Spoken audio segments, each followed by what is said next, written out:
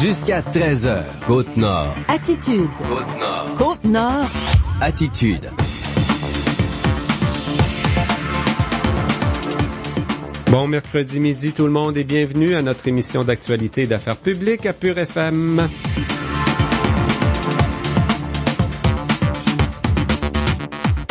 Jean Saint-Pierre et Tommy Auger en co-animation à Côte-Nord Attitude. Bon midi, Tommy. Hey, salut! Hey, 2 midis de suite. On va venir bon ensemble. Ah ouais, c'est ça. Comme mon père dirait, quand on va avoir fini, on va être bon. C'est ça. Tommy, il y a du nouveau aujourd'hui. Il y a du nouveau dans le dossier Mine-Arnaud. Il y a vraiment un opérateur, un groupe minier qui se pointe à l'horizon. On va en parler dans quelques minutes.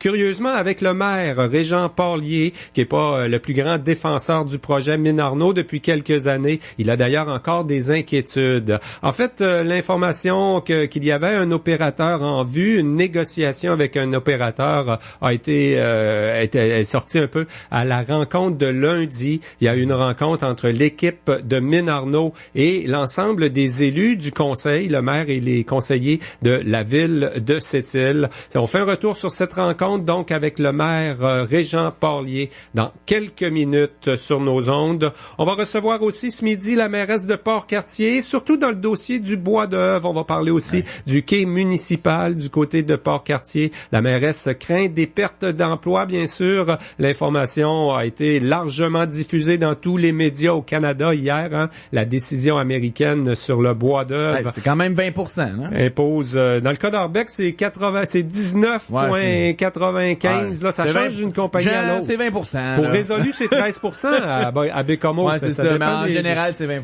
C'est ça. Mais ici, c'est tout près de 20% pour Arbec. Les conséquences sur les emplois, la mairesse nous en parle un petit peu là dans l'entrevue qui sera diffusée à compter de 12h30 sur nos ondes. C'est la semaine d'action des centres des femmes du Québec.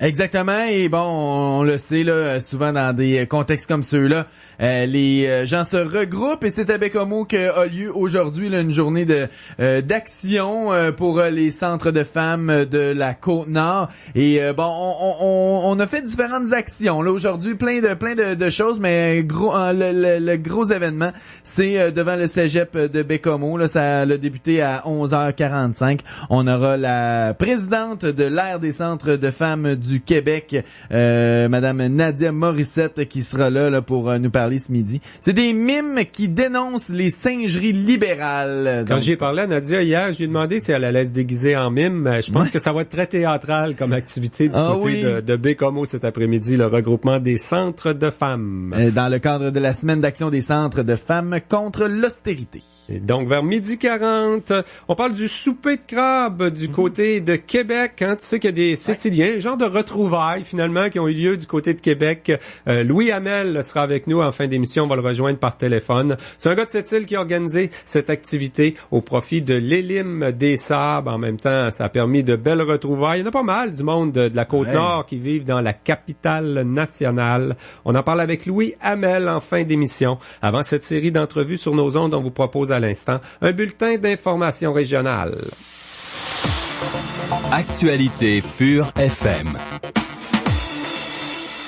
Mais oui, Mine-Arnaud négocie avec un groupe minier intéressé au démarrage et à l'opération de la mine d'apatite au canton Arnaud. Le directeur de Mine-Arnaud a confirmé la nouvelle lors d'une rencontre avec le conseil municipal de Sept-Îles lundi. Le maire Régent Porlier nous en parle dans quelques instants. Il conserve des inquiétudes concernant le projet minier au canton Arnaud. L'équipe de Mine-Arnaud, elle, dresse un bilan positif de la rencontre qui a eu lieu avec les élus de la ville de Sept-Îles. Donc, ce sont les risques pour la source d'eau potable, les risques de glissement de terrain et tout ce qui concerne l'acquisition des résidences et des terrains au canton Arnaud, qui ont fait notamment l'objet de discussions lors de cette rencontre. Le directeur de Mine-Arnaud, Michel Lafontaine, était accompagné de la directrice des relations avec le milieu, Émilie Paquette. Ils ont fait le point sur le projet et les étapes à venir. Donc, on en parle dans quelques instants avec Monsieur le maire. Le maire de Blanc-Sablon, Armand Jonca, n'en revient pas de l'incompétence compétences de la garde côtière canadienne avec son service de brise-glace. Il admet que la situation est exceptionnelle cette année avec un vaste couvert de glace qui s'étend de la Romaine jusqu'au Labrador. Mais pour lui, les gouvernements gèrent très mal les investissements en transport.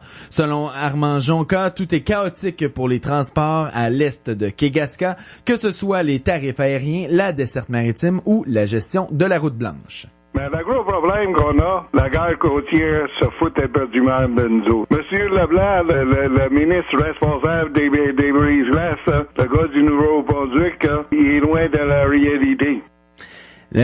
Armand Jonca n'en démarre pas, c'est dans le prolongement de la route 138 en Basse-Côte-Nord qu'il faut investir. Le maire de Blanc-Sablon rage de constater qu'aucun chantier de route n'est prévu, malgré les déclarations passées des premiers ministres Jean Charest et Philippe Couillard.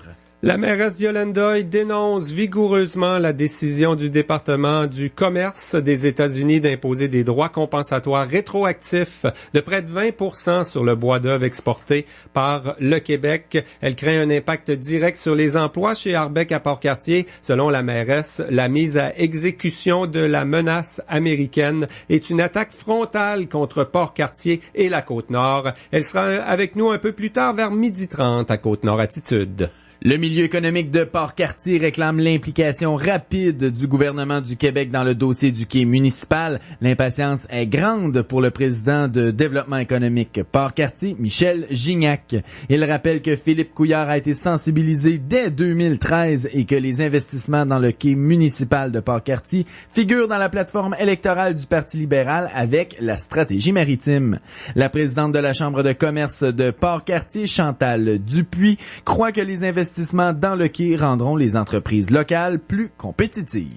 Il y a TELUS qui a confirmé hier des investissements de 15 millions de dollars pour améliorer son réseau de fibre optique et offrir Internet haute vitesse partout en périphérie de Port-Cartier et Sept-Îles. Les secteurs, donc, Pentecôte, Rivière-Brochue, Plage Sainte-Marguerite, Parc-Ferland, Moisy et Maliotenam verront bientôt les installateurs de TELUS changer tout le réseau de câbles de poteau en poteau jusqu'à leur maison. TELUS prévoit déployer d'ici l'automne son réseau pure fibre qui utilise la technologie mobile la plus rapide au monde. L'investissement dans la fibre optique va, par la même occasion, améliorer de 5% la desserte du réseau cellulaire de TELUS. Toutefois, la compagnie ne prévoit pas ajouter de tours dans le secteur Moisy. TELUS envisage d'ajouter des sites cellulaires, de nouveaux sites cellulaires sur la Côte-Nord seulement en 2018-2019.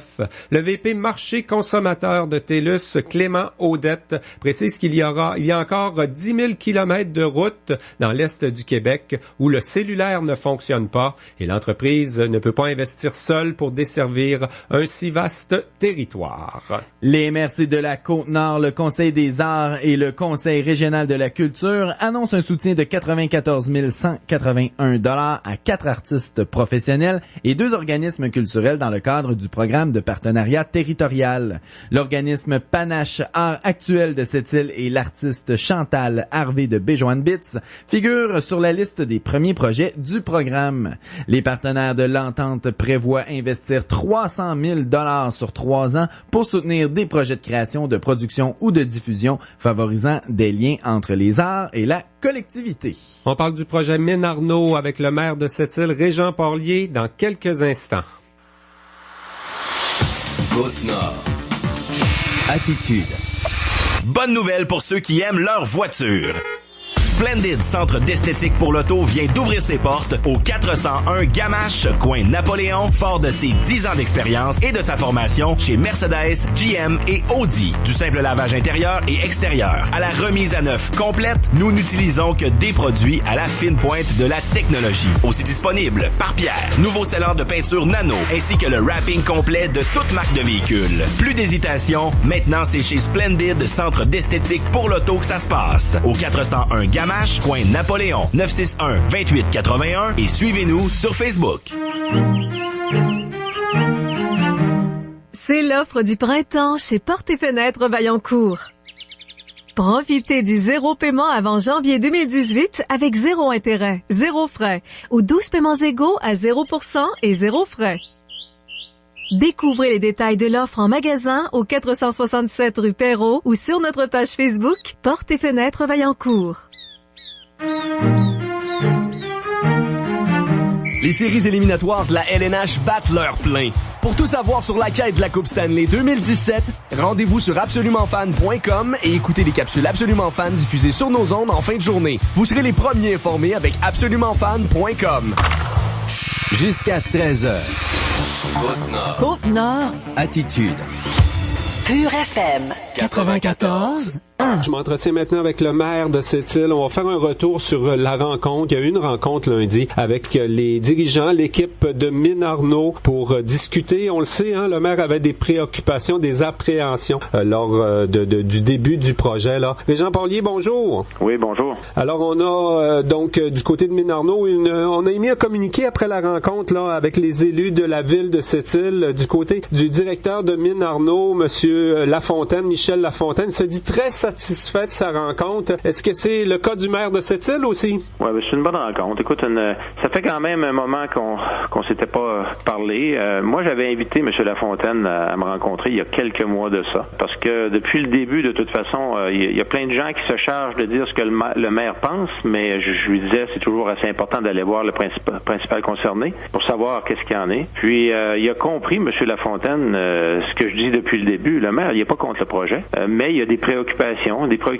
parce qu'il est responsable d'une ville, il est responsable d'une population, puis il a compris aussi que c'était des préoccupations qui étaient tout à fait légitimes. Donc le caucus voulait qu'on fasse l'exercice avec l'ensemble des membres du conseil, puis c'était très légitime. C'est ce qu'on a fait, on les a invités à venir rencontrer le conseil. Puis d'abord on a eu une bonne mise à niveau avec M. Lafontaine d'où est-ce qu'il en était dans leur démarche. Ce qu'on a compris, c'est qu'il y avait finalement trouvé des gens intéressés, des gens sérieux comme partenaires. Maintenant, ce qu'on nous disait aussi, c'est que le 9 de mai, il y aura présentation à ces partenaires-là de la nouvelle, je dirais, l'étude de faisabilité a été ajustée en fonction de la nouvelle réalité, du fait que le gouvernement a fait l'acquisition de la Pointe-Noire. Donc, ça change, au niveau de la structure de coûts, ça change quand même de façon importante, la structure de coûts. Et ce qu'ils nous disaient, ils ont mis à jour cette étude-là, puis ils vont leur présenter à leurs actionnaires je crois que c'est le 9 mai. Bon, ça, c'est très sérieux, là. Mines Arnaud a donc un partenaire, on attend ça depuis longtemps. Pour le maire de cette île, il reste des préoccupations. Les 3 préoccupations sont même identifiées, là. D'ailleurs, on en parle depuis le début, là. L'eau potable, les risques de glissement de terrain et toutes les ententes, là, pour acquérir les résidences et les terrains autour. Et c'est ces 3-là, il n'y en a pas d'autres. C'était ça l'ordre du jour, donc, avec l'équipe de Mines Arnaud aussi, là. Ben, absolument. C'est des choses qui sont identifiées depuis longtemps. Puis, M. Lafontaine, il comprend qu'on ait une préoccupation pour ça. En tout cas, moi, c'est ce que j'ai senti. C'est des préoccupations qui sont tout à fait légitimes. On nous dit de pas nous inquiéter, mais au-delà de ça, c'est qu'on s'assoit puis qu'on regarde ensemble comment ça va se passer, tout ça. Il y a aussi la question, un des 3 points, c'est les gens qui vont demeurer tout près, là. Il y a les zones 1, zone 2, zone 3, je lui disais, puis je lui ai fait des suggestions pour essayer de faire en sorte que ça soit mieux reçu. Puis, écoutez, il y a ça dans ses poches. Maintenant, ce que je lui disais, c'est aide-moi à t'aider. C'est si tu montes une ouverture pour ces préoccupations-là, qui sont pas des préoccupations à grands frais, là, faisons-nous pas d'idées. Puis c'est pas des choses qui nous empêchent, là, qui peuvent nuire ou empêcher le projet de se réaliser. On parle quand même de 250 emplois directs pour cette île. Ça, c'est espéré quand même dans votre ville, là. Oui, absolument, mais en même temps, écoutez, moi, je vais tenter d'être cohérent d'un bout à l'autre, là, mais c'est pas élastique, mes affaires, là. C'est pas un matin, je me lève, puis là, on passe d'un côté, puis le lendemain, c'est d'autres choses. Depuis le début, j'ai exprimé qu'il y avait des préoccupations pour la population, les préoccupations qui sont légitimes dans une collectivité. On va vivre après Mines Arnaud, on va vivre pendant Mines Arnaud, puis on va vivre avec notre collectivité. Et souvenons-nous, il y avait des tensions importantes quand même là, au début de tout ça. Puis on veut pas revivre ces tensions-là. Puis il y a moyen, moi je suis convaincu, il y a moyen de s'asseoir puis de regarder ensemble ces préoccupations-là, puis de trouver des choses tout à fait acceptables. Là. Je suis convaincu de ça. Est-ce qu'on a des solutions précises qu'on discute avec Mine-Arnaud, là? Par exemple, pour l'eau potable, ce qu'on aimerait, c'est qu'il y ait une surveillance presque au quotidien, finalement. Ben écoutez, la source d'eau potable, là, tout le monde va s'entendre. Là. J'espère que tout le monde comprend que c'est quelque chose que c'est légitime qu'on s'y penche, là, puis qu'on veuille assurer une pérennité. Là. Mine-Arnaud dit, nous, écoutez, là, on est convaincus qu'on va tout faire ce qu'il faut, puis il n'y aura pas de problème avec la source d'eau potable, on va avoir de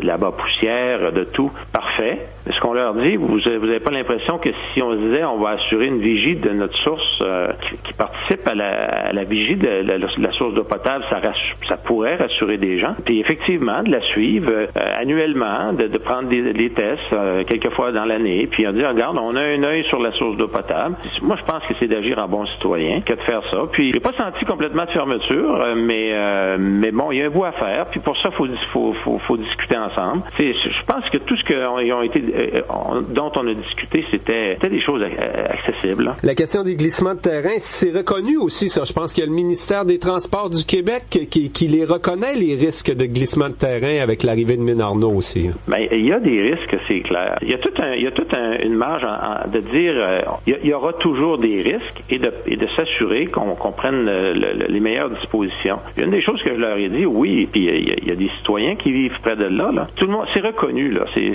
La baie, c'est de l'argile. C'est un sol qui bouge, qui peut bouger. On va aller jouer dans la nappe phréatique. Il va y avoir des digues. On va prendre plein de précautions. Moi, une autre chose que je leur ai exprimée, à côté de la route 138, il y a aussi la conduite d'eau qui va à Alouette. Alouette, c'est notre principal employeur ici à cette île. Il me semble que c'est pas trop demandé de s'asseoir avec les bons joueurs, tout le monde, puis de dire, regardez, on va s'assurer que tantôt, là, un jour, puis on ne souhaite pas qu'il arrive, ça arrivera peut-être pas, mais que s'il y avait un glissement puis qu'on perdait la route, c'est une chose, mais perdre la conduite, ça serait assez catastrophique. Et ça, c'est des choses qu'on peut regarder. C'est aujourd'hui, en 2017, qu'on peut prendre le temps, on s'assoit puis on regarde ça ensemble, puis qu'on prenne des dispositions. Et c'est pas, à mon avis, il n'y a rien à s'arracher les cheveux de la tête de ça, mais de faire la démarche, de prendre le temps. Écoutez, moi, j'ai quand même senti que, vous avez raison de dire, puis il a raison, M. Lafontaine, de dire que c'était une bonne rencontre. Maintenant, il y a un après-rencontre. Puis l'après-rencontre, moi je pense que c'est du côté de Mine-Arnaud, j'ose espérer qu'on va revenir en disant bon mais regardez M. Parlier, on va regarder ça ensemble tout ça là pour essayer de faire atterrir au mieux possible pour pas gérer à la pièce plus loin et finalement mettre les meilleures conditions, les conditions favorables et plutôt que de tomber encore dans une comme on a vu dans le passé, ce qui intéresse personne, soit dit en passant, il n'y a pas personne qui a envie de tomber dans ce que c'était ramenons-nous là il y a 3 ans et demi, là. On a fini par ramener un peu de paix sociale autour de ça. Il y a un projet qui est là, il y a un décret qui a été mis, on nous dit qu'il y a un investisseur qui se pointe là, tranquillement, puis naturellement, c'est pas signé, on verra pour la suite des choses, mais de travailler ensemble à maintenir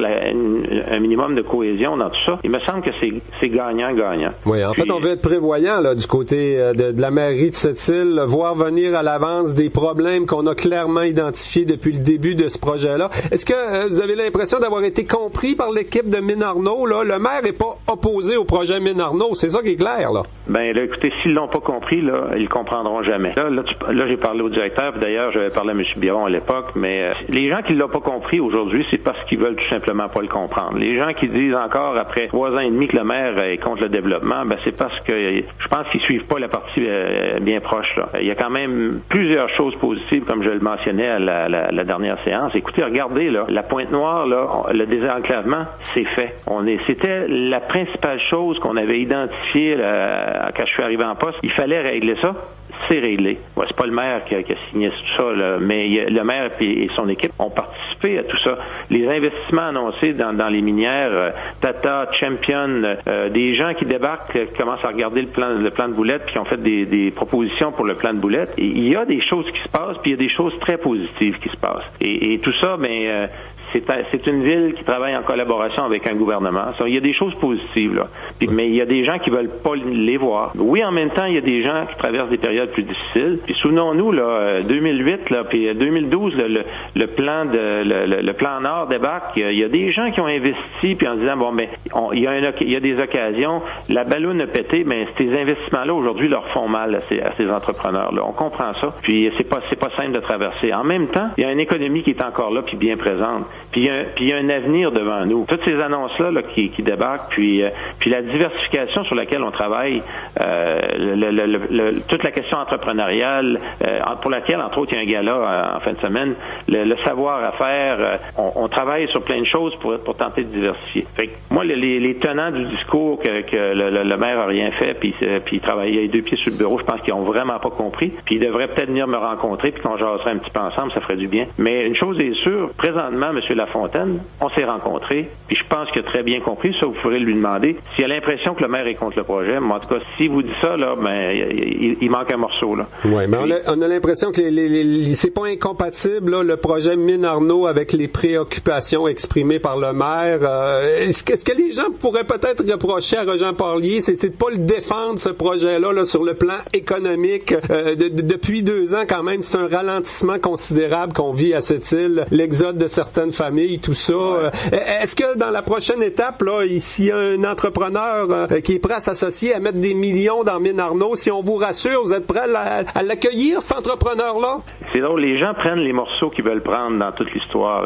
Ils prennent seulement ceux qui font leur affaire. Moi, je sais pas si vous vous souvenez, le lendemain du décret, on a émis un communiqué. Il disait que le projet, la journée où il allait débarquer, on allait l'accompagner, puis pour le meilleur de notre population. Ça, on entend plus souvent les préoccupations du maire qu'on l'entend appuyer un projet économique dans un contexte de ralentissement. C'est pas ça que les gens vont vous reprocher, M. Poirier? Bon, vous savez, il y aura toujours des gens pour reprocher plein de choses, là, mais et ça lui appartient. Moi, j'ai eu une préoccupation, ma principale, puis vous savez, on a même fait un forum là-dessus, c'est toute la question de la qualité de vie. La qualité de vie, ça passe par l'économie, oui, puis je peux vous assurer qu'on y travaille.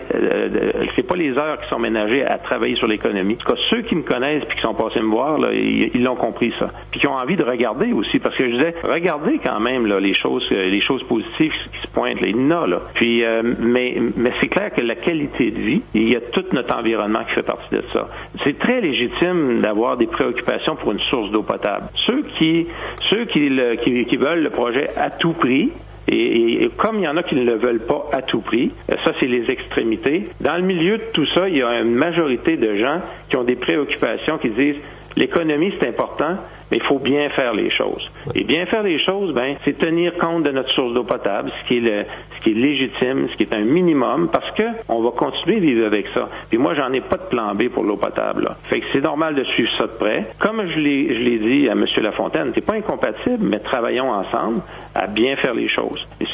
Mais c'est certain, puis je suis convaincu de ça. Il y aura toujours des détracteurs, puis des gens écoutez, on peut pas aimer tout le monde, là. Mais moi, je travaille pas pour essayer d'être aimé de tout le monde. J'ai une responsabilité vis-à-vis de la population. Et cette responsabilité-là, je l'assume.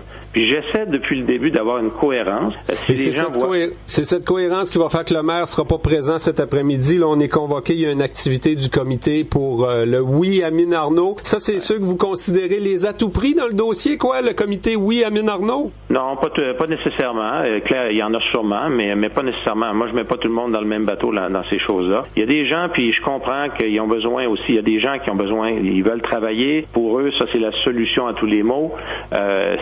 Mine-Arnaud, bien fait, puis en tenant compte des préoccupations, je vous le dis, moi, je vais être au rendez-vous. Mais ce que c'est clair que je pense que les messages ont été bien compris là, de part et d'autre, et on va souhaiter là, qu'on fera ensemble bien les choses pour la suite. Mais moi, Mine-Arnaud, bien fait dans des bonnes conditions, regardez, on va l'accompagner, clairement. Et on rassurera les investisseurs dans la mesure, comme je disais, où est-ce qu'on peut au moins avancer dans ces préoccupations-là, qui sont toutes simples, là. Qui sont toutes simples, et il faut juste se donner la peine. Mais je pense que on a mis la table pour ça. Et M. Lafontaine, il a bien compris que moi, la porte est toujours ouverte. C'est nous qui les avons invités. C'est moi qui l'ai invité il y a quelques mois dans mon bureau. On va dire, regardez, on va clarifier les choses. On va regarder ensemble comment on peut le faire mieux. Puis le reste, là, il m'appartient pas tout, là. Mes responsabilités, comme on disait, comme premier magistrat, il y a quand même, c'est d'avoir une vue d'ensemble de tout ça. ça, puis essayer de bien faire les choses. Puis regardez, moi je respecte les gens qui vont aller dire qu'ils veulent le projet. Là, j'ai pas de misère avec ça. Eh bien, Régent Parlier, maire de Sept-Îles, un gros merci d'avoir pris du temps avec nous à la radio ce midi. C'est bien, bonne journée.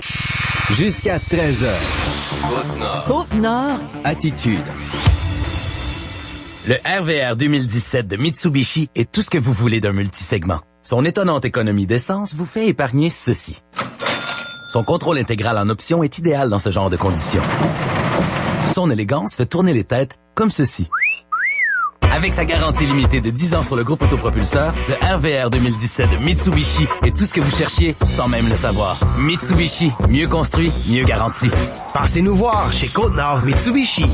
Voici le nouveau membre de la famille McCafé, le muffin aux bananes et aux morceaux de chocolat. C'est le complément parfait à notre café fraîchement infusé. Cuit au four tous les jours avec des ingrédients de qualité comme des bananes et du chocolat noir véritable, il contient 8 grammes de grès entier. Présentement, c'est le moment idéal de le combiner à un café de torréfaction supérieure pour seulement 1,99$ plus taxes. Et n'oubliez pas, vous pouvez choisir un format moyen ou un grand format pour un léger supplément. McCafé, le café autrement. Dans les restaurants McDonald's du Canada participants. Bonjour, ici Bruno Desrosiers du Resto-Bar L'Ambiance.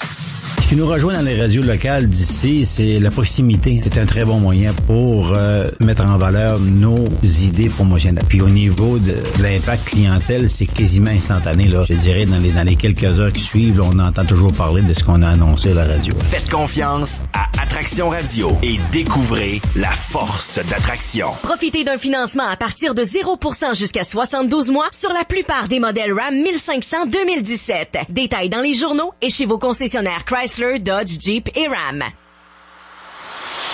Côte-Nord. Attitude. Pure FM 94. On parlait du dossier du bois d'œuvre. Hein, les Américains ont finalement imposé des droits compensatoires. Du côté de Port-Cartier, ça sème l'inquiétude. Dans un communiqué émis hier, la mairesse parle même d'une attaque frontale contre Port-Cartier et la Côte-Nord. Madame Violaine Doyle, bonjour. Bonjour, Monsieur Saint-Pierre. Vous êtes sévère dans votre communiqué d'hier, Madame Doyle. Là, le président Donald Trump, c'est pas votre ami ces jours-ci, hein? En fait, non. Puis, remarquez que les Américains n'ont pas attendu d'avoir un président comme Donald Trump pour attaquer le gouvernement canadien sur le bois d'œuvre. Hein. C'est le 5e conflit qui s'annonce. Là, ça dure depuis 1981.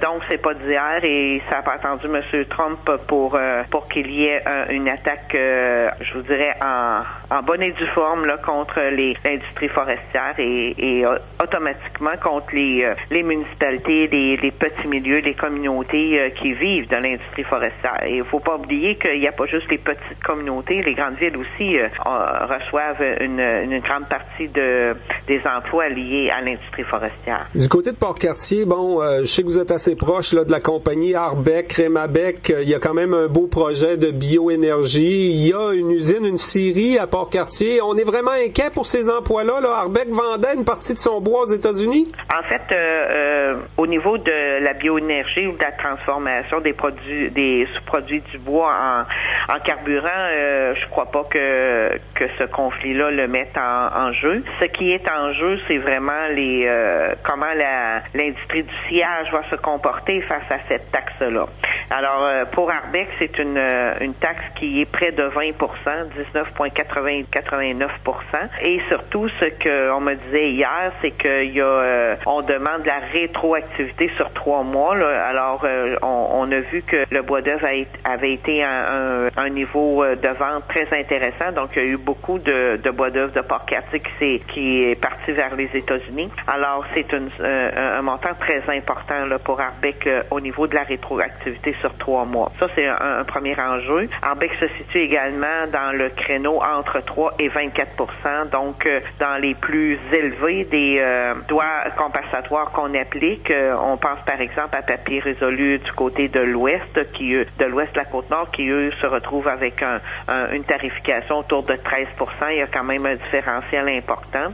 Et au Nouveau-Brunswick, M. Irving, lui, se retrouve avec un 3%. Donc, on voit qu'il y a vraiment... Ouais, c'est pas appliqué égal partout. Hein? Non, donc, pour Arbec, c'est vraiment le 20% s'applique ou presque, là? Oui, c'est vraiment le cas. Là. Ça a été confirmé là-dessus. Donc, c'est important que, comme je l'ai dit dans le communiqué, je vous ferai remarquer que c'est un communiqué qui est assez commun à tous les élus. C'est un communiqué qui émane en grande partie du comité forêt de l'UMQ, mais sur lequel, avec lequel j'étais parfaitement en accord. Donc, même si les termes semblent assez durs, la situation est difficile. Est-ce qu'elle est plus difficile à Port-Cartier qu'ailleurs? Je vous dirais qu'elle est difficile partout où on fait du bois d'œuvre. Pour l'ensemble du Québec, là, l'Union des municipalités du Québec, son comité sur la forêt dont vous faites partie, évalue qu'il y a quand même 220 municipalités qui vont être directement touchées par des pertes d'emplois, 200 millions de dollars de moins dans l'économie québécoise. C'est bien qu'on soit regroupé avec l'UMQ. Le gouvernement du Québec a quand même réagi. Là, hier, Philippe Couillard a parlé de 200 millions pour des prêts sans intérêt. C'est peut-être au niveau du fédéral où on espérait peut-être davantage que le gouvernement de Justin Trudeau défende l'industrie canadienne. Vous avez raison. En fait, ce ne sont pas des prêts, mais bien des garanties de prêts. Ce qu'il faut comprendre, c'est que c'est sûr que, en tout cas, ce qu'on voit aller, c'est que ce conflit-là va se retrouver une 5e fois devant les tribunaux internationaux. Le Canada a toujours gagné les 4 premiers conflits, mais ça a eu comme impact dans ces 4 ou 5 années-là de faire mourir plusieurs petits scieurs, plusieurs petits industriels. Alors, c'est ça qu'on veut éviter maintenant. L'industrie du sciage s'est restructurée, particulièrement sur la Côte-Nord, là, pendant entre 2010 et maintenant, puis ça avait commencé en 2006. Il y a des séries confirmées, dont la série de Pentecôte, par exemple. Donc, la restructuration de l'industrie du sciage a eu lieu sur la Côte-Nord. Alors, ce que le gouvernement du Québec offre, et ça, c'est bien important de le distinguer, c'est pas des prêts, mais bien des garanties de prêts qui vont permettre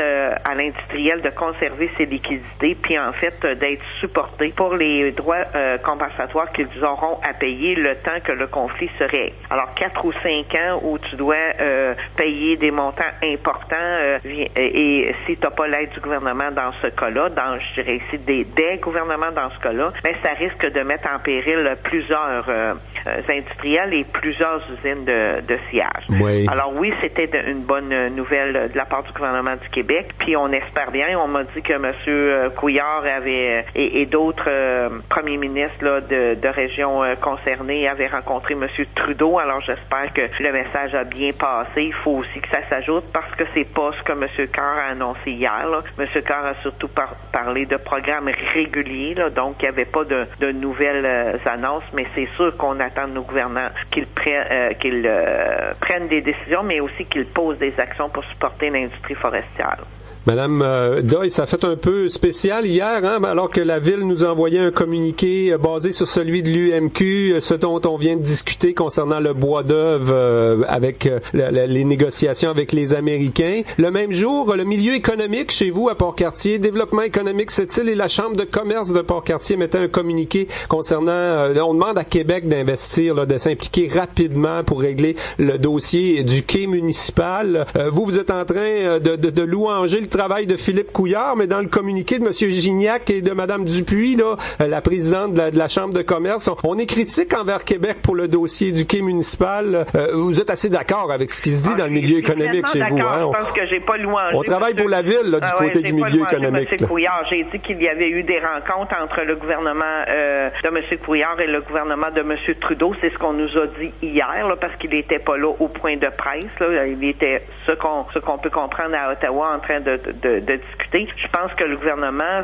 dans le cas du bois d'œuvre, mais il n'y a pas juste Port-Cartier, on s'entend, là, c'est 60 000 emplois à la grandeur du Québec, donc ça commence à faire beaucoup de monde et beaucoup de régions. Et je pense que le gouvernement du Québec prend une bonne décision en assurant des prêts aux entreprises pour passer la crise. Ça, c'est un élément. Maintenant, le gouvernement du Québec peut faire un peu plus pour aider notre industriel Arbec, c'est-à-dire nous aider à rénover notre quai municipal, permettre par exemple qu'on puisse transporter le bois d'œuvre et d'autres produits qui pourraient être vendus de l'autre côté du fleuve de façon à ce qu'ils soient en mesure d'aller s'accrocher, je vais employer ce terme-là, là, à une voie ferrée et éventuellement se retrouver par exemple dans l'ouest du pays vers des marchés asiatiques. Ce qu'on m'a dit chez Arbec, c'est qu'il y avait déjà des comptes ouverts, donc de la business, des affaires qui se faisaient avec Dubaï, avec l'Europe, avec les produits de l'Asie. Donc, ce n'est pas une nouveauté, ça ne peut pas être une solution, juste de dire on va ouvrir ces marchés-là, ils sont déjà ouverts. Ce que Arbec doit avoir, je pense que ce qu'on doit lui offrir, c'est d'avoir une façon de transporter son matériel vendu directement vers une voie ferrée qui, là, va s'étendre vers les États-Unis ou encore vers les marchés extérieurs. C'est sûr qu'on est ouvert sur l'Europe. Le quai municipal, c'est un quai en eau profonde qui est ouvert sur l'Europe et les marchés asiatiques, sauf qu'il faut trouver une façon de rendre ça, je vous dirais, économiquement rentable, et c'est pas demain matin qu'on va trouver la formule. C'est possible qu'on le fasse. Il y a des enjeux également de grosseur de bois en Europe qui est différent là, de la Chine. Mais maintenant, avant qu'on trouve comment rendre cette exportation vers la Chine, par exemple, rentable, ben il faut d'abord nous donner à Port-Cartier le moyen d'utiliser notre quai municipal comme outil de développement économique. Ça fait 3 ans et demi que je le répète, là. J'espère que la crise du bois d'œuvre va permettre au gouvernement de bien nous entendre. En tout cas, le ministre Arcand m'a dit la dernière fois qu'il était venu que c'était pas impossible pour une annonce là, au quai municipal de Port-Cartier. C'est à suivre. On aura certainement l'occasion d'en reparler. Madame Violenda, mairesse de Port-Cartier, un gros merci d'avoir pris du temps avec nous ce midi. Ça me fait plaisir, M. Saint-Pierre. Au revoir. Vous écoutez Côte-Nord Attitude, en direct du studio C'est-il Embellissement Nutri de Côte-Nord. La belle saison est de retour et Best Buy Pièces d'Auto C'est-il demeure la référence en matière de peinture automobile. Toujours disponible, le service d'1 heure pour la fabrication d'aérosols de retouche. Également offert une excellente couverture de pièces d'entretien automobile. Qu'il s'agisse de composantes de frein, d'huile Amsoil ou de pièces de carrosserie, vous trouverez chez nous les meilleures marques au meilleur prix. Donc pour de l'expertise et du service, faites équipe avec Best Buy Pièces d'Auto C'est-il du 360 Gamache. Ouvert du lundi au vendredi de 8h à 17h30 et les samedis de 8h à midi. Les séries éliminatoires de la LNH battent leur plein. Pour tout savoir sur la quête de la Coupe Stanley 2017, rendez-vous sur absolumentfan.com et écoutez les capsules Absolument Fan diffusées sur nos ondes en fin de journée. Vous serez les premiers informés avec absolumentfan.com. Le 33e Salon du Livre de la Côte-Nord aura lieu du 27 au 30 avril prochain au Cégep de Sept-Îles. Le président d'honneur, Martin Michaud, sera entouré d'une 60aine d'auteurs, dont Dominique Demers, India Desjardins, Lise Dion, François Morancy, Daniel Ouimet et Manu Militari. Pour toutes les activités de la programmation, consultez le guide officiel distribué dans le journal Le Nord-Côtier le 19 avril et le www.salondulivrecotenord.com. Prenez le large au Salon du Livre de la Côte-Nord, histoire de vous évader quelques instants. Une invitation du Club optimiste de Sept-Îles, d'Hydro-Québec, de la ville de Sept-Îles et de Québécois. Vous aimez en avoir pour votre argent? Le marché Napoléon a ce qu'il vous faut. Avec plus de 16 choix de boîtes économiques, vous aurez de la viande de qualité, à votre goût, selon votre budget. La boîte spéciale barbecue sera plaire aux amateurs de grillades. Aussi, plusieurs nouveautés pour la saison estivale seront disponibles très bientôt. Sans oublier nos jeudis méchouis qui seront de retour. Suivez-nous sur Facebook ou en magasin au 185 rue Napoléon. 962-8555. Jusqu'à 13h. Côte-Nord. Côte-Nord. Attitude. Pur FM. 94. Tommy Auger, c'est la semaine d'action des centres de femmes du Québec. Elles sont regroupées. Il y en a 4, je pense, hein, sur la Côte-Nord, des centres de femmes. Elles sont regroupées à Bécomo aujourd'hui. Ouais, ben dans le fond, il y a Sacré-Cœur, Forestville, Sept-Îles et Bécomo. Et c'est à Bécomo qu'on s'est donné rendez-vous pour une journée d'action pour démontrer notre mécontentement contre l'austérité. On va rejoindre au téléphone Madame Nadia Morissette, qui est présidente de l'Aire des centres de femmes du Québec. Bonjour, Madame Morissette. Bonjour. Premièrement, aujourd'hui, quelles sont les actions là, que vous prenez pour vous faire voir et entendre? Ben, tout d'abord, dès 11h, on a pris une partie de la rue sur le boulevard Joliette à Bécomo pour se rendre au 6, le secteur hospitalier. On a distribué de façon silencieuse parce que nous sommes le visage peint en blanc, nous sommes des mimes. Donc, pour dénoncer les singeries libérales, nous avons distribué des tracts au niveau de l'urgence du secteur hospitalier du 6 Côte-Nord. Et ensuite, on s'est rendu au cégep de Bécomo pour faire la même chose. Présentement, on est sur notre heure de repas.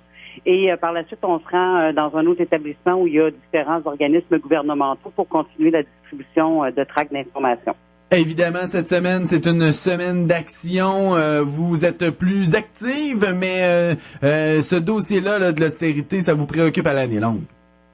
Oui, tout à fait. On a déjà d'ailleurs fait paraître une étude sur les reculs des conditions de vie des femmes l'an passé. Donc, c'est dans la même lignée avec les annonces qu'on voit dernièrement en campagne préélectorale. Le gouvernement annonce des investissements qui, malheureusement, ne répondra pas à l'ensemble des coupures qui ont été effectuées dans les 3 dernières années. Est-ce qu'on est capable d'estimer ou de donner certains exemples concrets là, de l'impact de l'austérité depuis l'entrée en vigueur de ces règlements-là ou de ces mesures? Ben tout à fait. Il y a la diminution de l'accessibilité au niveau des services sociaux et de santé. Dans notre région, principalement, les femmes et la population en général est témoin de ça. On doit se rendre à l'extérieur pour subir des soins de santé. Il y a différentes pertes d'emplois qui ont eu lieu avec des bonnes conditions de travail, entre autres avec ce démantèlement des CLD, des CRE, des conseils du statut de la femme. Il y a beaucoup de coupures aussi à l'aide sociale et dans les CPE. Donc, tout ça, c'est des conditions que les femmes vivent parce qu'elles sont majoritairement travailleuses de ces secteurs-là et ça a un impact sur elles. Il y a un impact aussi sur le financement des organismes comme le centre de femmes? Ben, c'est sûr qu'on n'a pas d'augmentation qui correspond au coût de la vie, bien évidemment. Puis, comme il y a un démantèlement de l'État au niveau du réseau de la santé et des services sociaux, bien évidemment, les groupes communautaires accueillent plus de monde. Donc, c'est sûr qu'on a besoin d'argent, nous aussi. Ici, concrètement, Nadia, là, c'est le Centre Femmes aux 80. Vous êtes toujours logé à la Maison Alouette sur la rue Dequin à Sept-Îles. La clientèle, dans cette période-là où on a vécu l'austérité libérale, mais on a vécu aussi un sérieux ralentissement économique à Sept-Îles, là, les femmes, elles sont présentes, elles ont des besoins? Oui, on est 9 femmes. Dans le fond, on a permis à 9 femmes de participer avec nous à cette activité ici à Bécomo. Les femmes ont besoin à cette île de services de santé psychologique, je dirais, pour réussir à pallier toute l'inquiétude qu'elles vivent au niveau économique. On a aussi beaucoup de demandes d'aide alimentaire, d'aide de dépannage pour des soins de santé à l'extérieur. Puis on fait plus d'activités aussi pour répondre à certains besoins avec de l'offre de nourriture là, pour que les femmes puissent manger à leur faim. Oui, souvent dans des périodes de ralentissement ou même dans notre vie personnelle, c'est l'estime de soi qui vient à manquer, qui fait que les femmes ont besoin d'aide, se sentent moins d'attaques finalement pour affronter la vie, hein? Ben, c'est ça, puis en plus, on est responsable majoritairement de la vie familiale, donc on va souvent se priver personnellement pour mettre du pain et du beurre sur la table pour nos enfants, leur permettre de faire des activités, puis quand on doit en même temps avoir une diminution de nos heures de travail ou de nos conditions de travail, quand c'est pas qu'on perd notre emploi vraiment, avec les taux de logement qu'on voit à cette île qui sont quand même assez élevés, effectivement, c'est difficile pour ces femmes-là d'arriver. Lorsqu'on parle de coupures qui touchent directement les femmes, moi je pense souvent, on a une ministre des conditions féminines au Québec, c'est Madame Lise Thériault. Est-ce que vous avez eu l'occasion de parler avec elle ou de voir qu'est-ce qu'elle pense lorsqu'on voit que les mesures d'austérité touchent les conditions féminines c'est son dossier, là? Elle a déjà dit qu'elle n'était pas féministe, en tout cas. C'est ça. Effectivement, au 8 mars, l'année passée, ça a été au 8 mars en plus, ben oui. Ça a été une bonne occasion de rappeler ça. Je pense effectivement que Mme Thériault doit être aussi sensibilisée. Malheureusement, le ministère de la Condition féminine n'est pas nécessairement un ministère qui est bien financé. Mm-hmm. C'est pour ça d'ailleurs qu'on se rattache à la santé et services sociaux pour ce qui est du financement des centres de femmes. Mais on considère aussi que les services publics que le gouvernement a mis sur pied dans les années 70, il se doit de réinvestir dans ces services-là pour l'ensemble de la population, qu'on soit homme ou femme. On a tous droit à avoir accès à l'éducation, à des services de santé adéquats. Donc, on voit que le ministère de la Condition féminine reflète bien la réalité des conditions féminines sur le terrain. Effectivement, c'est tout à fait ça. Particulier. J'aimerais revenir sur vos actions d'aujourd'hui. Vous avez mentionné que vous avez été au centre de santé. On comprend un peu le lien qu'il a entre les deux. Lorsqu'il y a plus de difficultés au niveau social, au niveau économique, les gens souvent se ramassent à avoir besoin de certains services de santé. Également, la majorité des travailleurs et des gens qui travaillent dans le milieu de la santé sont des femmes. Mais pourquoi le cégep?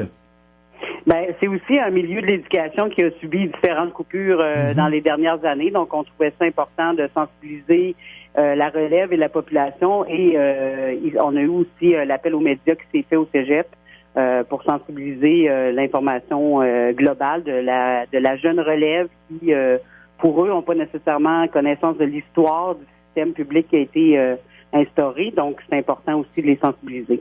Pourquoi ne pas avoir ciblé des bureaux gouvernementaux qui auraient peut-être un peu plus dérangé la politique ou les gens du gouvernement? Après le dîner, on doit se rendre dans un autre secteur de Bécomo où il y a effectivement différents autres organismes gouvernementaux pour faire la distribution de tracts tout de suite à 1h. Là. Donc, ça sera l'occasion de brasser un peu plus les choses. L'appui de votre député du côté de Bécomo ou de René Lévesque, Monsieur Ouellette, est-ce qu'il vous appuie dans cette démarche-là aujourd'hui?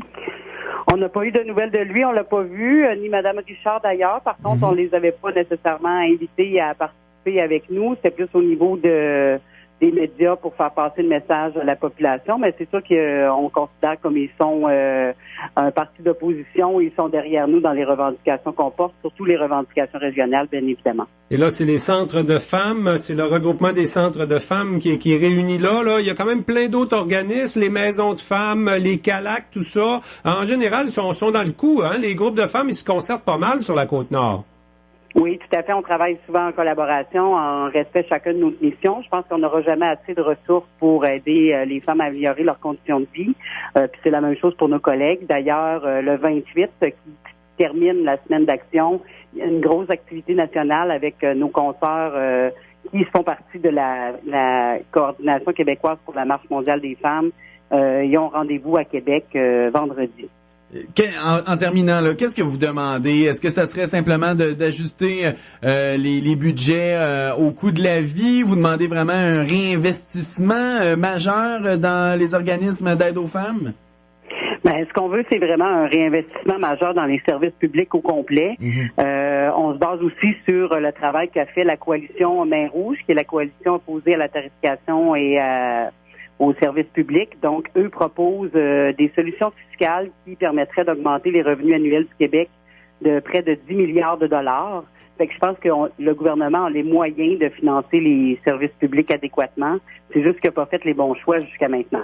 Donc, on va continuer de surveiller vos actions cet après-midi et l'impact que ça aura peut-être dans les médias et dans la population en général. Madame Nadia Morissette, présidente de l'Aire des centres de femmes du Québec, qui est à Bécomo aujourd'hui pour une journée d'action. Merci beaucoup. Merci de m'avoir entendu. Attitude. La Jetta de Volkswagen, une voiture performante équipée de caméras de recul, de sièges chauffants, connexion Bluetooth et d'un moteur économique de 150 chevaux. La Jetta, disponible en location 60 mois à partir de 65 $ plus taxes par semaine. Passez voir Guillaume et Benoît chez Michaud Volkswagen du 110 Monseigneur-Blanche. Des passionnés toujours à l'écoute de vos besoins. La fièvre du printemps, c'est chez Pascal Automobile que ça se passe. Notre inventaire est à son meilleur et vous est offert avec les meilleurs taux de financement et crédit à la livraison de l'année. Plein d'autres promotions sont aussi en cours. C'est notre façon toute spéciale de vous remercier pour votre clientèle. Mais faites vite, ces offres sont d'une durée limitée. Découvrez de nouveaux horizons chez Pascal Automobile. Dany Hervieux et Bibiane Hardy, merci. En cette semaine du personnel de soutien administratif, toute l'équipe du 94.1 Pure FM et du 99.1 La Radioactive souhaite souligner votre assiduité, votre travail soutenu, la touche personnelle que vous mettez dans chacune de vos tâches. Vous êtes nos collaboratrices, nos facilitatrices, parfois même nos surveillantes. Votre collaboration assure la performance de nos stations. Merci à vous et bonne semaine du personnel de soutien administratif. Du lundi au vendredi à 9h40 et 16h45, Aluminerie Alouette présente En bref chez nous, une émission consacrée aux organismes à but non lucratif. Aluminerie Alouette vous permet d'en apprendre plus sur les activités organisées par des gens de chez nous. En bref, chez nous, à 9h40 et 16h45. Présenté par Aluminerie Alouette. La Joie Réfrigération fête son 50e anniversaire. Et pour préparer cette occasion, la boutique sera fermée de 8h à 13h jeudi matin. On veut vous préparer des surprises pour vous remercier de votre fidélité envers nous. Toute l'équipe de la Joie Réfrigération qui fête son 50e anniversaire en grand a hâte de vous voir et vous attend jeudi dès 13h. On est situé au 157 rue Père-Divet, 88 962 56 73. La fête de ton plus grand arrive à grands pas. Tu sais pas quoi lui donner? Tu dois rentrer ton auto au garage, tes comptes ne cessent de s'empiler. Et ça, c'est sans parler de l'hypothèque qui gruge une bonne partie de ta paye. Et malgré tout, toi aussi, tu veux une vie incroyable. Oui, tu le peux. C'est facile et surtout possible grâce à Boutique Attraction. Une nouvelle façon de magasiner qui te fera faire de véritables économies. Avec la Boutique Attraction, tout est à un minimum de 50% de rabais. Qu'une seule adresse pour te faire sourire, boutiqueattraction.com. Les douces soirées Pure FM. Allô, c'est Valérie. Quoi de mieux pour terminer la journée que de se détendre avec les meilleures balades? N'importe quoi, je t'appelais dans la nuit pour te dire n'importe quoi. From this moment, même si c'est écrit sur la map monde que je serai jamais ta blonde. C'est un rendez-vous du lundi au jeudi de 19h à 21h dans les douces soirées Pure FM. Pure FM. 94.1. Le party du vendredi. Salut tout le monde, c'est David. Après une longue semaine de travail, je vous propose de commencer le week-end en faisant le party avec moi et mes nombreux collaborateurs. Au menu, de la folie, des suggestions de drinks, de jeux et d'activités pour agrémenter vos soirées festives, des concours et bien sûr la meilleure musique de party avec les vagues musicales mixées par mon ami Mike Ouellette. Commencez votre fin de semaine en faisant le party avec nous tous les vendredis de 16h à 19h. Pure FM 94.1. Jusqu'à 13h. Côte-Nord. Côte-Nord. Attitude. Pure FM 94.1. Eh bien, samedi dernier, il y avait un événement, un souper de crabe du côté de la région de Québec, des anciens Sétiliens, des genres de retrouvailles sûrement agréables. Louis Hamel fait partie des anciens Sétiliens qui ont organisé l'événement. C'était au profit de l'Élim des Sables. On le rejoint présentement au téléphone. Louis Hamel, bonjour. Oui, bonjour Jean, ça va bien? Oui, ça va super bien. Dis-moi, samedi, là, c'était un beau réveillon des Sétiliens du côté de Québec, quoi?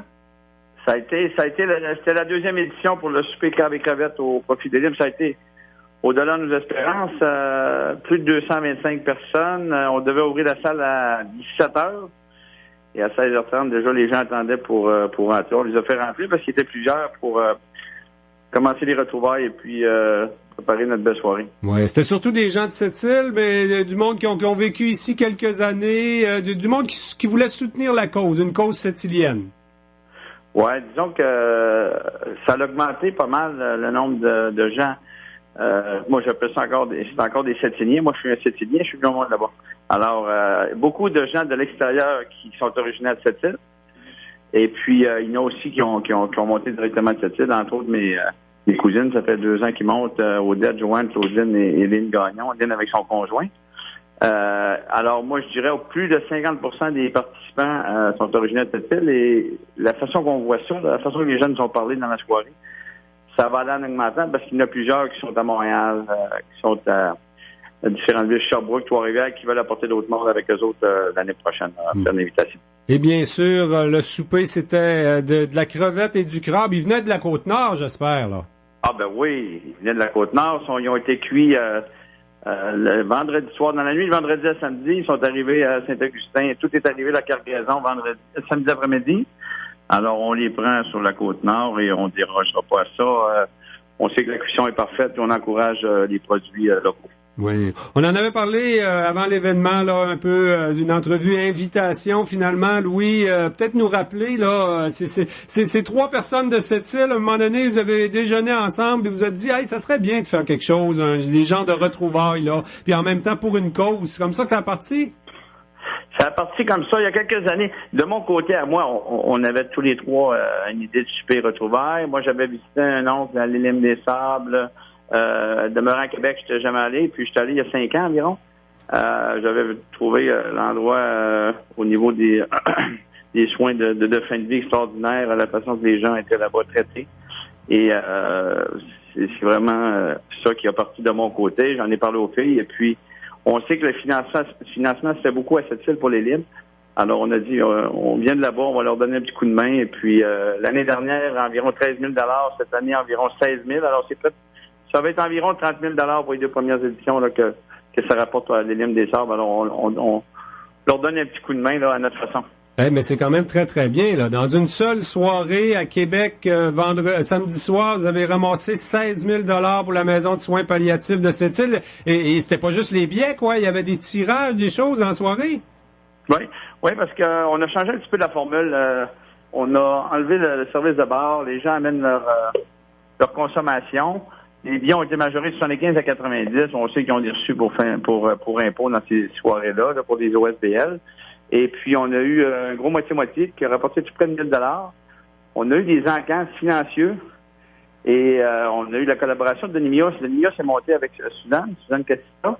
Denis a animé la soirée. Ça a été fait d'une façon très professionnelle. Et puis, ça nous a aidé pas mal au niveau des encans là, avec le moitié-moitié. Alors, on était très satisfaits. L'année dernière, 13 000. On s'était pas fixé l'objectif parce qu'on attendait encore des commanditaires.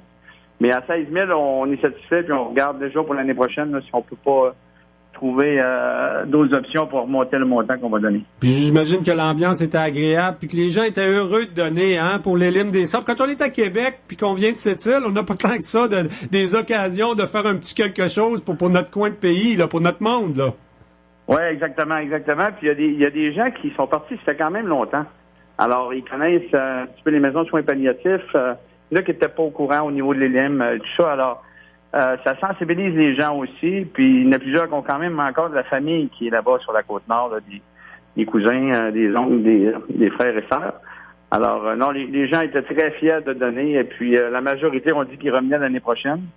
Et dans quelques années, probablement qu'on regardera là si on grossit la soirée, parce que là, on a des demandes de plus en plus. Et puis, c'est une soirée qui est très, très agréable. Et je vous dirais de voir les gens aussi, il y en a qui sont pas vus, ça fait 20-30 ans. Là, alors, c'est ça, il y a des vraies retrouvailles. Pardon? Des vraies retrouvailles, finalement. Des gens qui ne se sont pas vus depuis des années, qui ont des souvenirs d'enfance en commun. Exactement. Alors, c'est joindre l'utile à l'agréable. Alors, financement et retrouvailles, alors c'est une belle formule. Et puis, on est content de faire notre part là, de ce côté-là. Puis, on a eu vraiment de l'aide. Je suis pas seul dans ce projet-là. Il y a José Béchard qui fait un très gros travail. Anne Malouin aussi. Oui. Pour une deuxième année, les deux. Puis là, tu nous assures que ça va être de retour l'an prochain avec le même comité, quoi? Les mêmes personnes vont s'impliquer. On a déjà réservé l'hôtel de ville là, pour l'année prochaine. C'est bon. Barbara, mon nom s'est ajouté au groupe cette année. On va débriefer là, d'ici 2 semaines pour voir les choses qui ont très, très bien fonctionné, des petites choses qu'on veut peut-être corriger. Mais c'est coulé dans le béton. C'est sûr et certain qu'on revient avec la formule. Maintenant que tout est en place, on continue, puis on aide une belle cause qui nous tient à cœur. Puis Louis, c'est un souper de crabes et crevettes, ça fait qu'on n'a pas le choix de faire ça au mois d'avril. L'année prochaine, on a déjà ciblé un samedi soir d'avril, quoi? Ben, on va regarder s'il faut pas que ça tombe la fin de semaine de Pâques, parce que souvent les gens sont ils ont beaucoup de choses, et puis on attend toujours environ 3 semaines. L'année passée, c'était le 23, cette année le 22, parce que des fois, il y aurait des complications au niveau de la pêche. Ça aurait pu arriver. Il y a des glaces pas mal à certains endroits cette année. Ouais. On se donne un petit lousse là, pour être certain que c'est correct, mais on a déjà hâte, puis tout le monde est très satisfait du déroulement de la soirée, puis on encourage les autres gens de cette île là, s'ils veulent se joindre à nous l'année prochaine. Et les gens, des fois, qui mangent pas de crabes ou crevettes, ça arrive, là, qui ont des allergies, on a un autre menu qu'on appelle du traiteur, là, c'est très, très, très bien. Alors, on se prive pas d'une soirée parce qu'on n'aime pas le menu. Ben, Louis Hamel, un gros bravo, hein. C'est quand même un beau 16 000 de plus. Nous autres, on a travaillé fort, il y a quelques semaines, quelques jours à peine pour le télé-radioton, pour les limes des sables, là. Mon ami de Cogeco qui est avec moi, Tommy Auger, là, qui a animé tout ça. On s'était même parlé, mais avec M. Hamel, on avait fait un petit vidéo qui avait été diffusé durant le télé-radioton, là. C'était important que M. Hamel soit présent durant cette journée-là.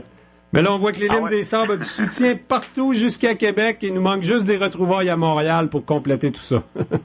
Ben, peut-être qu'un jour, il y en aura d'autres, mais pour l'instant, avec ici à Québec, on va essayer de grossir ça encore. Et puis, apporter encore plus de financement. Alors, on travaille déjà pour 2018.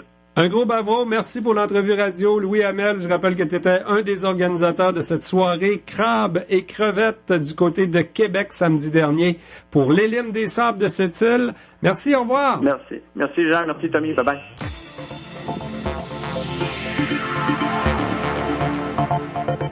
Mais Tommy, il nous reste à conclure cet après-midi. Toi et moi, on va sans doute se revoir. Il y a un événement. On est convoqué par le comité Oui à Ménarneau, près des plages. Ouais, les citoyens pour Ménarneau nous ont convoqués là, dans ce coin-là. On va aller voir qu'est-ce qu'ils ont à nous dire. Surtout avec là, les déclarations du maire de ce matin. On va aller voir. Ben, je te laisse partir parce que je sais que tu as une bonne journée. Tu veux nous montrer ça à la TV à Cogeco dès ce soir. Puis une super de belle entrevue sur la semaine du don d'organes ce soir. Là. Écoutez ça à connecter sur ce téléport quartier à 18h30 au 555 à Cogeco TV. Merci, au revoir tout le monde, à demain.